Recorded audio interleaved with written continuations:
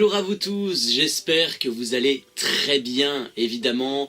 J'espère aussi que votre fin d'année scolaire se passe à merveille. Évidemment, c'est le principal, c'est le mieux qu'on puisse vous souhaiter, je pense. Eh bien, soyez les bienvenus dans ce 4e épisode. Et oui, déjà, des Review Time. Donc pour ceux qui débarquent, je réexplique. Comme vous le savez, il y a déjà quelques semaines, je dirais que c'était au mois d'octobre, si je ne dis pas de conneries, eh bien j'avais lancé l'idée sur cette chaîne de faire des review time, c'est-à-dire des critiques à chaud sur des animés, des films, des séries que j'ai vus récemment, que j'ai vus il y a quand même quelques temps aussi déjà, et comme ça, eh bien ça permet aussi à l'émission de critique du mois de se reposer, de me reposer également et de faire des vidéos un petit peu plus détendues, un petit peu plus chill, comme on peut dire chez les jeunes. Eh bien, sachez aujourd'hui, chers amis, que nous sommes partis pour un 4e épisode, et cette fois nous allons aborder un animé, et pas n'importe lequel, puisque nous allons parler de l'animé, attention, l'anglais super bien prononcé, Five With It Bright. Voilà, donc aussi on peut l'appeler The Quintessential Quintuplets. Voilà, c'est un animé avec 5 quintuplés Nakano, eh bien, qui vont rencontrer un élève très brillant dans le lycée, et cet élève très brillant, eh bien, va devoir apprendre à ses sœurs un petit peu mignonnes, mais un petit peu maladroites au niveau des cours, à avoir de meilleures notes, ce qui est quand même un bon pitch de base, un bon petit school life comme on les aime.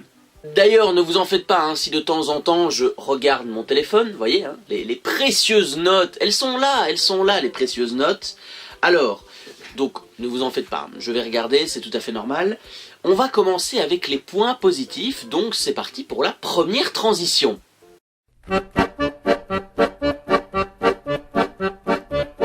Alors c'est vrai que de prime abord, ce qui marche très bien dans cet animé, c'est d'abord la relation avec les 5 jumelles. Et oui, une très bonne relation, je dois dire, parce que on sent véritablement qu'il y a de la complicité, qu'il y a de l'émotion, que chacune d'entre elles, eh bien, s'aide mutuellement, que ça soit dans les bons, dans les mauvais moments, dans les coups joyeux, dans les coups durs un petit peu.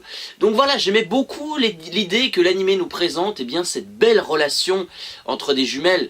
Vous savez très bien, et je dis ça sans avoir eu de jumeaux, même si ça a failli, voilà. Ce sera peut-être une fun fact un jour ou l'autre. Mais bien souvent, on sent qu'il y a une relation très forte entre des jumeaux. Alors vous imaginez entre des quintuplés. Des quintuplés, c'est quand même extraordinaire. On peut féliciter que le papa pour ça, bien évidemment. Mais je veux dire, voilà, il y a une vraie complicité entre chacune de ces jumelles, que ça soit Itsuki qui est un petit peu, je vais considérer comme la tsundere du groupe, voilà, qui est un petit peu la plus grande et la plus âgée, c'est elle qui connaît le mieux ses sœurs. On a Ichika qui est un petit peu l'extravertie entre guillemets, puisqu'elle n'hésite pas à découvrir, à faire découvrir son corps à ses sœurs, aux invités notamment, à Uesugi. On a une Yotsuba qui est très énergique, et ça fait plaisir parce qu'elle apporte véritablement le côté positif. C'est elle qui drille les autres, c'est elle qui est toujours motivée.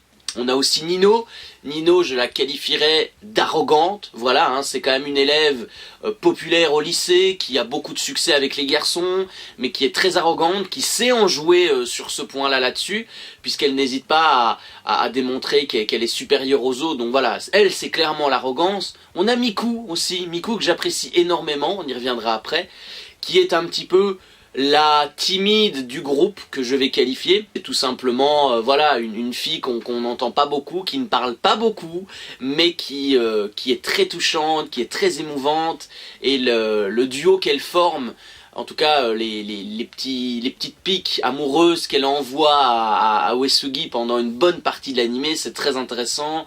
Et voilà, elle est clairement dans son monde, Miku, et c'est peut-être pour ça que je me reconnais un petit peu à elle. Donc si je ne dis pas de conneries, nous avons vu les 5, nous allons faire un récapitulatif. Itsuki, Nino, Yotsuba, Miku et Ichika. Voilà, nous avons quand même les 5, je n'ai oublié personne. Alors comme je le disais, il y a quand même des personnages que j'aime énormément dans cet animé. Il y a tout d'abord Miku. Voilà, Miku, j'apprécie énormément ce personnage. Je trouve que le fait qu'elle soit assez timide, réservée, qu'elle n'ait aucune pudeur presque, parce que le tout début de l'animé, quand elle rencontre Uesugi, eh bien elle n'hésite pas devant lui à s'enlever ses collants, voilà. C'est-à-dire qu'elle est un petit peu sans gêne par moments, Miku, mais c'est dans son personnage, personnage, elle est comme ça parce qu'elle a l'impression de vivre dans une petite bulle, dans un petit monde, et elle ne regarde pas un petit peu tout ce qui l'entoure. Donc j'aime beaucoup ce personnage pour son côté pudique, réservé, mignonne aussi, c'est très important. Et le duo qu'elle forme avec Uesugi est très attachant, c'est très touchant. Tu sens qu'il y a une vraie attirance entre les deux personnages. Reste à voir si la saison 2 va le confirmer, bien évidemment. Reste à savoir si les mangas le confirment aussi, on en reparlera après. Mais voilà, Miku est un des personnages que j'apprécie beaucoup, mais ce n'est pas la seule. Ce n'est pas la seule parce qu'il y a d'autres personnages que j'apprécie dans cette série, notamment, alors j'ai dit qu'elle était arrogante, mais j'aime bien Nino.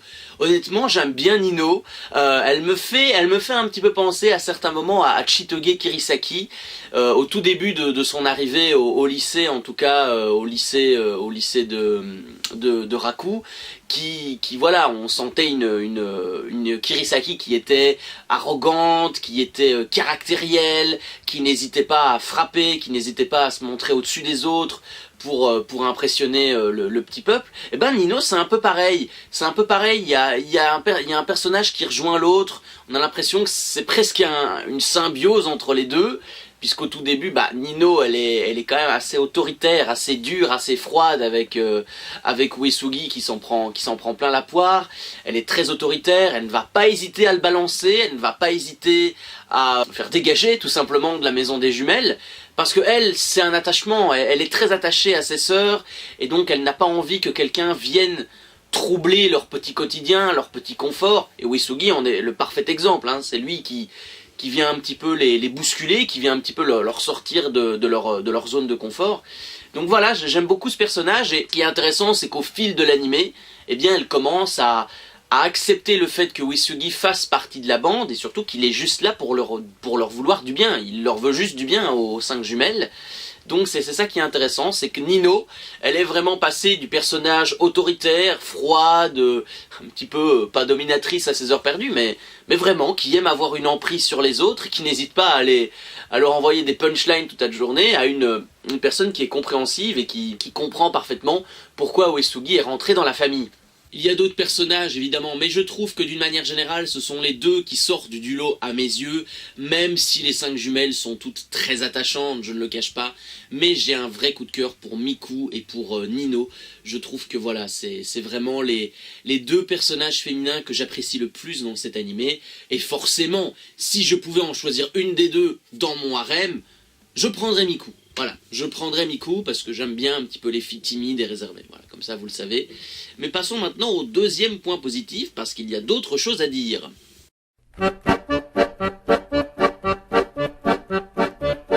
Alors c'est très étonnant, mais bien souvent on n'a pas l'habitude d'avoir ce genre de choses dans un school life aussi basique qu'on nous présente pour l'été.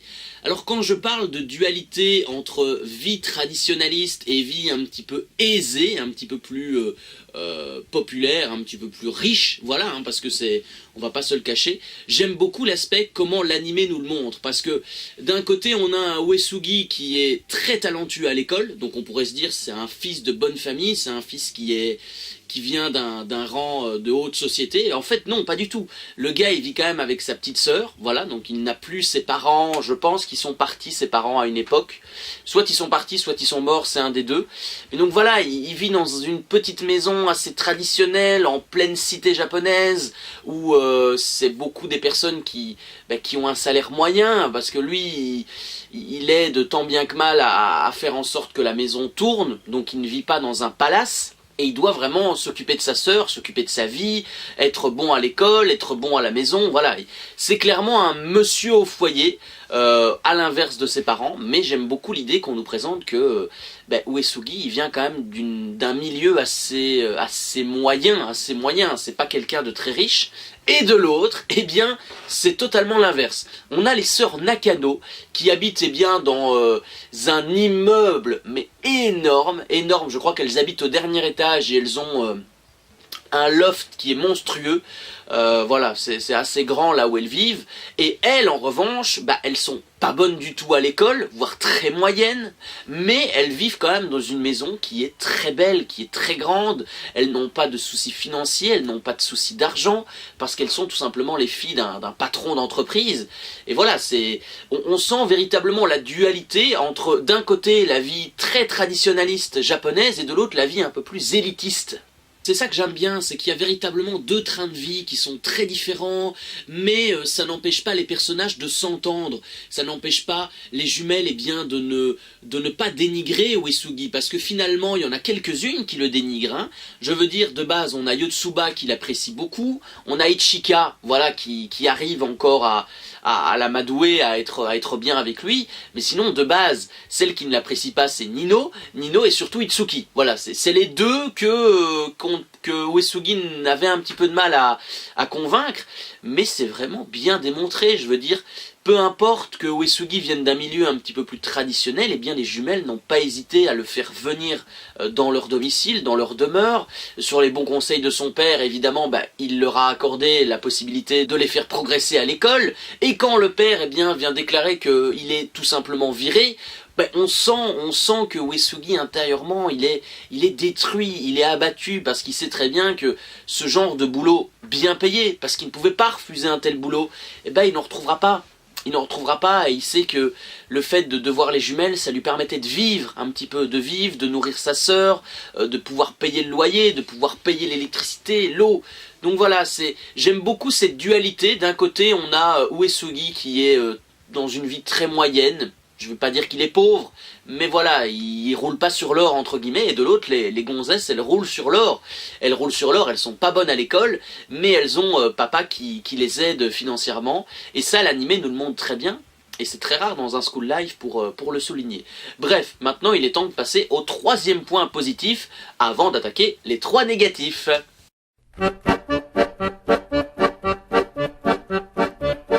Donc évidemment, comme je vous l'ai dit, je regarde mon téléphone, hein, ce qui est tout à fait logique. Donc oui, alors l'autre point positif, c'est bien sûr un opening frais, un opening qui est plaisant. Je trouve que l'opening de Five Wedded Brides, il est exceptionnel.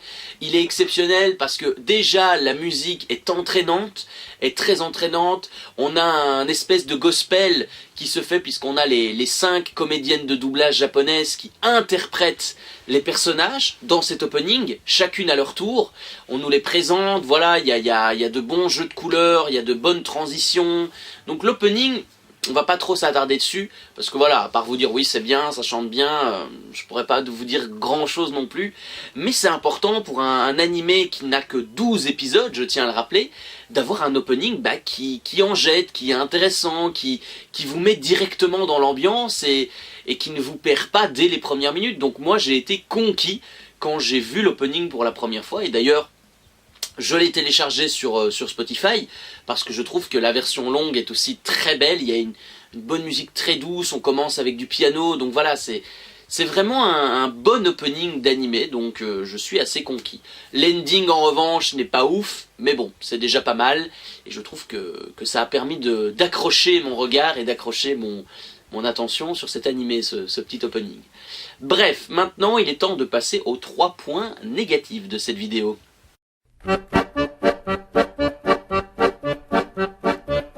Alors je sais ce que vous allez me dire oui mais t'as quand même dit du bien d'Uesugi, alors pourquoi est-ce que tu viens en dire du mal? Alors les gars, j'ai énormément de mal avec Uesugi.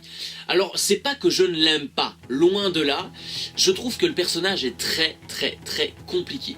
Je trouve qu'il est très compliqué, on a un petit peu de mal à le suivre, on a un petit peu de mal à comprendre ses démarches. Moi personnellement, j'ai l'impression que par moments, ils sont contrecarrent un peu le poireau de certaines jumelles.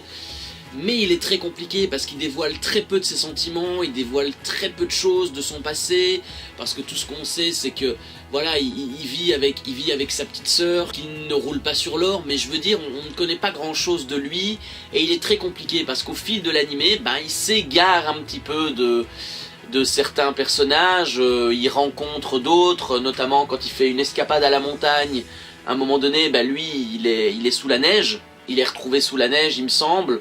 Enfin en tout cas il a fait une chute très certainement. Mais on a l'impression que c'est un personnage qui est très très très difficile à cerner. Alors c'est un personnage principal, certes, mais il souffre très peu, et c'est un peu frustrant parce qu'on connaît pas grand chose de lui, on connaît pas grand chose de son passé, et c'est un peu dommage, je trouve, d'avoir eu un personnage assez fermé, assez dans sa coquille, renfermé dans sa coquille, je vais dire ça comme ça, alors que il y a d'autres School Life qui sont plus intéressants.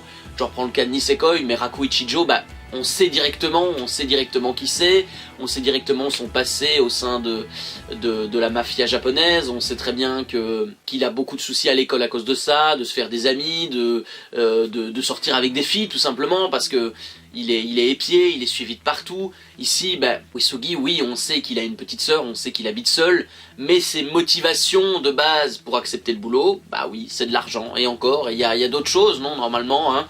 C'est peut-être aussi être apprécié des autres, parce qu'on sait qu'à l'école, il n'est pas souvent apprécié des autres gonzesses. Mais voilà, je trouve que par moments, il est assez difficile à cerner, et pour un personnage compliqué, pour un personnage principal, pardon, c'est pas la meilleure qualité qu'on peut lui donner. Bref, il est quand même temps de passer au deuxième point négatif.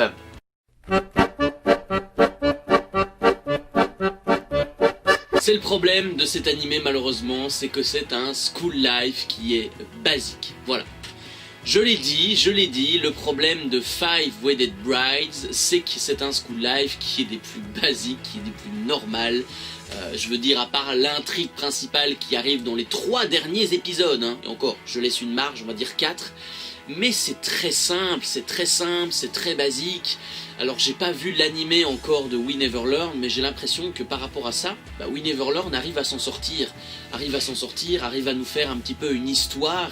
Ici, oui, Five Wedded Brides, d'accord, c'est un garçon qui a besoin d'argent, qui va aider des jumelles qui ont des notes bien pourries.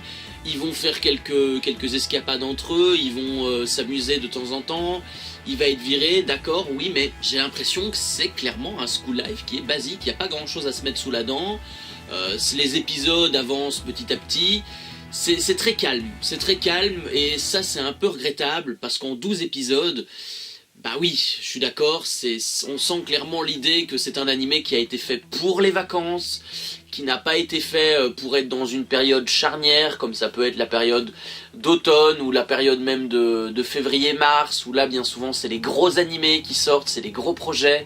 Ici on sentait très clairement que Quintessential Quintuplets c'était un animé simple, basique, qui ne demandait pas beaucoup de travail, pas beaucoup de taf. C'est assez dommage d'avoir eu ce School Life assez basique, et ça en découle au dernier point négatif malheureusement, notamment au sujet de l'intrigue.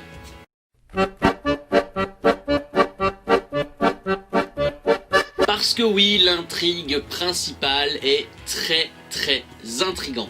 Je m'explique. Donc oui, comme je vous le disais, l'intrigue est très intrigante. Et ça, je le mets dans les points négatifs, parce qu'on ne l'a pas eu assez longtemps depuis le début de l'animé.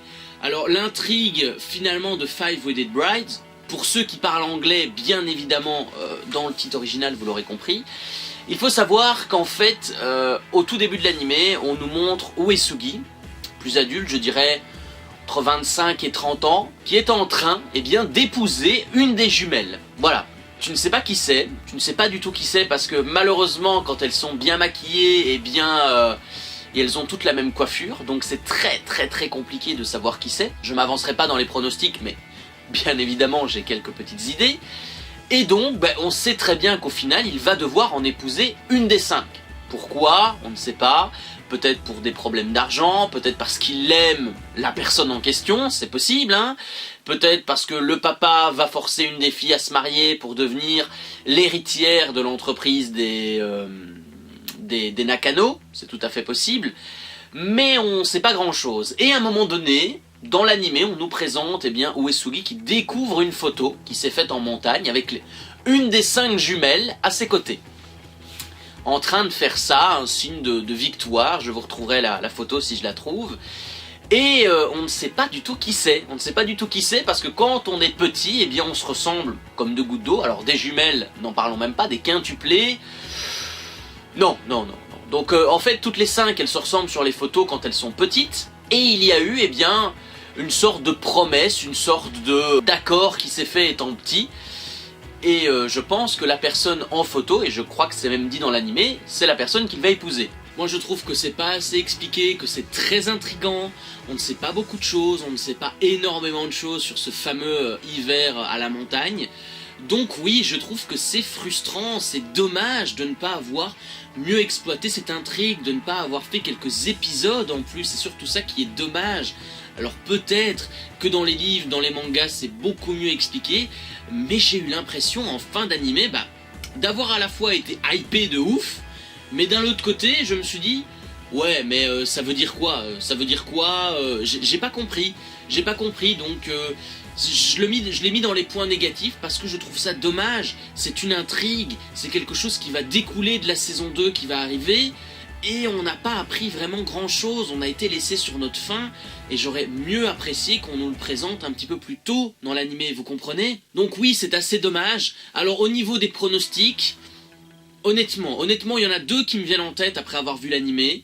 Je trouve que il y aurait la logique facile, ce serait Miku. Voilà, parce que Miku, on sait très bien que elle a elle a des sentiments très forts pour Uesugi.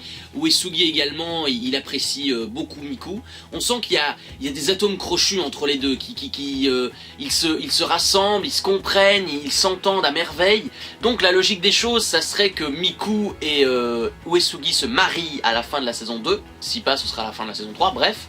Et deuxièmement, alors c'est assez compliqué, mais j'aurais tendance à penser peut-être Itsuki. Alors Itsuki, pourquoi? Tout simplement parce que c'est le premier personnage que le jeune Uesugi a rencontré au lycée. C'est avec elle qu'il a eu ses premières disputes. Ils ne se sont pas du tout appréciés la première fois.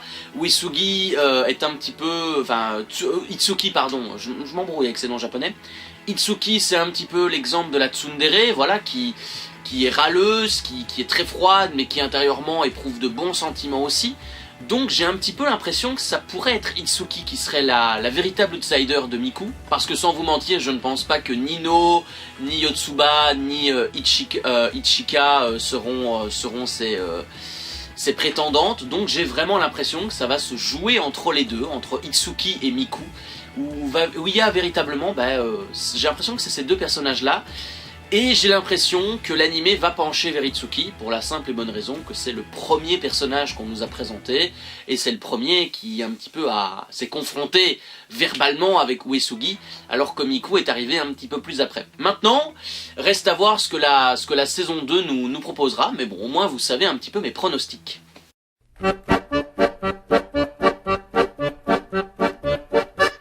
Bon, j'espère que la vidéo ne sera pas trop longue, bien évidemment, j'essaye, pour les review time d'aller assez vite. Ici on est à 28 minutes, donc il fera peut-être 20 minutes cette vidéo légale, elle fera pas 39 minutes comme la dernière fois, je vous rassure. La question, c'est maintenant de savoir si l'animé est à voir ou pas, et si je vous le conseille. Alors, je vous le conseille, mais ne vous attendez pas à... le plus grand animé de toute l'histoire, le meilleur school life de tous les temps. Voilà, regardez-le, l'esprit ouvert, l'esprit un petit peu détendu, mettez-vous le soir quand vous avez rien à faire devant la télé. C'est un animé qui est idéal quand on a un planning qui est un petit peu moins surchargé. Donc si vous avez fini vos examens et que vous avez un peu la flemme, mettez-le, vous allez passer un bon moment, vous allez trouver ça émouvant, vous allez trouver ça drôle par moment, voilà, vous allez vraiment un petit peu passer un bon moment devant cet animé, mais ne vous attendez pas à passer le meilleur moment de votre existence. Parce que voilà, il y a des choses, comme vous l'avez vu dans cette vidéo, qui ne sont pas expliquées, qui arrivent beaucoup trop tard. On est hypé, mais que vers la fin de l'animé, et pas seulement vers la moitié, parce que 12 épisodes, c'est très difficile un petit peu de tout caser. Mais moi, je vous le conseille, au moins pour le voir, et au moins pour passer un bon moment, et peut-être bien être ému par l'une des 5 quintuplés.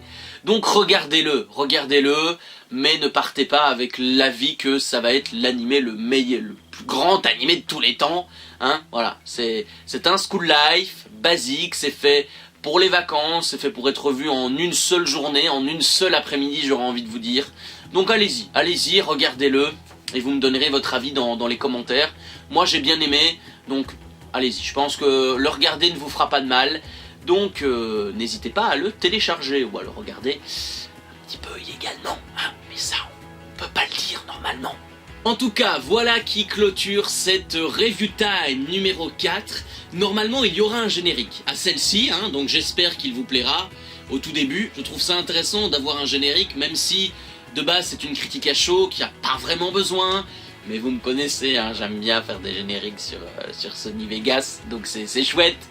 C'est chouette évidemment, donc voilà, j'espère que ça vous plaira. Merci en tout cas d'avoir regardé jusqu'au bout cette vidéo. N'hésitez pas à mettre un petit commentaire en dessous de cette vidéo, à vous abonner par pitié, hein, parce que je vous vois les non-abonnés à regarder mes vidéos, mais abonnez-vous les gars, le contenu il est là, il est sympa le contenu. Et en plus je fais des vidéos rien que pour vous, j'occupe mes journées rien que pour vous, j'écris rien que pour vous. Alors si ça ce n'est pas beau les amis. Donc voilà, si toi ou jeune garçon, jeune fille ou jeune autre, tu passes par ici, eh bien n'hésite pas à rejoindre la petite communauté de la Minute en Vrac. Parce que oui, rassure-toi, il y aura d'autres gros projets qui s'annoncent. Je ne t'en dis pas plus, mais il y a de gros projets qui s'annoncent. Donc voilà, vous connaissez la chanson, comme d'habitude, abonnez-vous, lâchez un j'aime, c'est très important pour le référencement de la chaîne. Lâchez un petit commentaire si vous avez envie de dire, eh bien, je ne sais pas, moi, il fait beau aujourd'hui, mon voisin m'ennuie, voilà, mais mettez-le, je répondrai avec plaisir, j'essaierai d'aider un petit peu vos déboires, si je puis dire. Et quant à nous, eh bien, on se retrouve pour de prochaines Review Time, et la prochaine, on va regarder ça tout de suite les amis. La prochaine, donc on va aller sur Evernote, hein. Si vous n'avez pas Evernote, je vous le conseille très sincèrement, voilà. La prochaine Review Time, les amis, eh bien ce sera au mois d'août 2020. Donc prenez les rendez-vous au mois d'août 2020 et on parlera de la saison 2 de My Two-Face Little Sister.